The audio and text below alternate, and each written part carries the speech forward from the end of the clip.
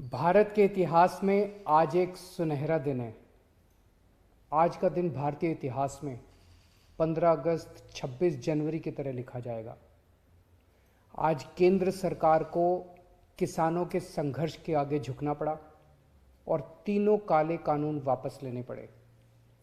आज सिर्फ किसानों की जीत नहीं हुई है, आज जनतंत्र की जीत हुई है। आज किसानों ने सभी सरकारों को बता दिया, जनतंत्र में सरकारों को हमेशा जनता की बात सुननी पड़ेगी। सिर्फ और सिर्फ जनता की मर्जी चलेगी। कोई भी पार्टी हो, कोई भी नेता हो, जनता के सामने आपका अहंकार नहीं चलेगा। ये एक ऐसा संघर्ष था जिसने पूरे देश को एक कर दिया। इस लड़ाई में किसानों के साथ साथ मजदूरों, युवाओं, महिलाओं, आड़तियों, दुकानदारों ने सबने हिस्सा लिया।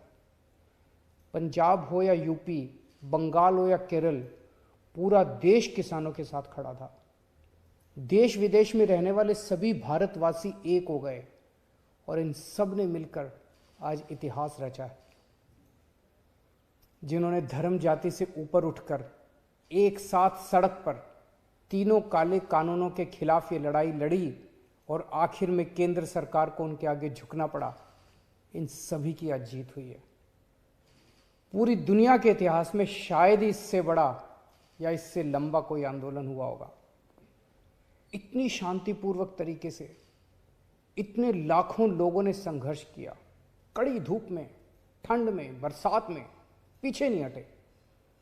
इस आंदोलन को तोड़ने के लिए सरकार ने, पूरे सिस्टम ने, एजेंसियों ने, पूरे के पूरे तंत्र ने न जाने क्या क्या कोशिश की। किसानों को आतंकवादी कहा, खालिस्तानी कहा, एंटी नेशनल कहा, सब तरीके से घेर के उनको, उनके हौसले को तोड़ने की कोशिश की गई। लेकिन किसानों के लिए भी आज़ादी की लड़ाई थी।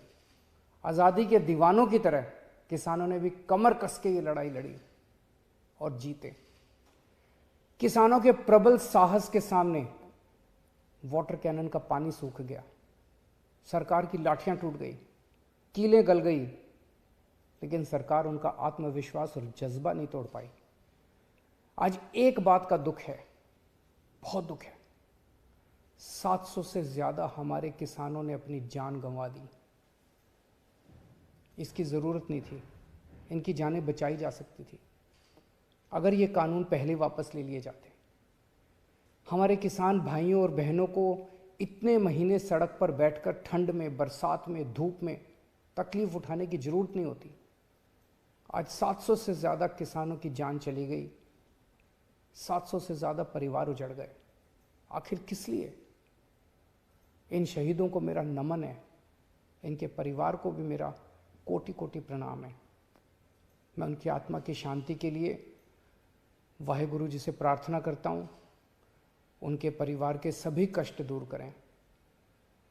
पर आपकी कुर्बानियों को ये देश कभी नहीं भूलेगा। आज का दिन हमारे देश के बच्चों और नौजवानों के लिए एक सीख है कि अगर सही नीयत से, शांतिपूर्ण तरीके से संघर्ष करो, फिर चाहे मंजिल कितनी भी कठिन और दूर क्यों ना हो, सफलता मिलती ही है।